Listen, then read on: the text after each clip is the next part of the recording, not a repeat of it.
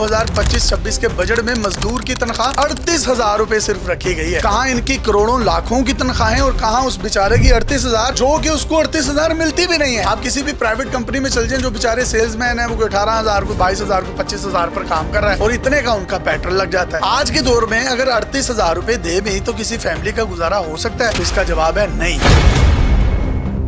पिछले 2 सालों में 2700 अरब रुपए हुकूमत ने लेवी की मद में आम आवाम की जेब से निकाल लिए हैं। क्यों निकाले हैं? क्योंकि इन बाबुओं को तनख्वाहें देनी है 1.5 करोड़ रुपए, जिन्होंने अपने ठंडे ऑफिस में बैठकर कलम चलाने हैं, और कोई इन्वेस्टमेंट के नाम पर 1.5 करोड़ ले रहा है, कोई बैंकिंग के प्रेसिडेंट के तौर पर जो है वो 1-1 करोड़ रुपए ले रहा है, कोई अगर मुंतखब नुमाइंदा बन गया तो वारे नहीं आ रहे हैं, फिर उसने टीए तनख्वाहें मुराद इन सब की मद में करोड़ों रुपए लेने हैं आपके मेरे टैक्सेस के पैसे से। IMF से हमने 2300 अरब रुपए लिया है और लेवी की मद में कितने पैसे इकट्ठे किए हैं? 2700 अरब रुपए। तो ये IMF के कर्जे और इनके सूद के पैसे कहां से इकट्ठे हो रहे हैं? ये आम आवाम की जेब में से। अब इन बाबुओं के बड़े बड़े 20-20 गाड़ियों के काफले और आवाम को कहा जाता है कि आप लोग जो है ना वो किफायत शेयरी करें।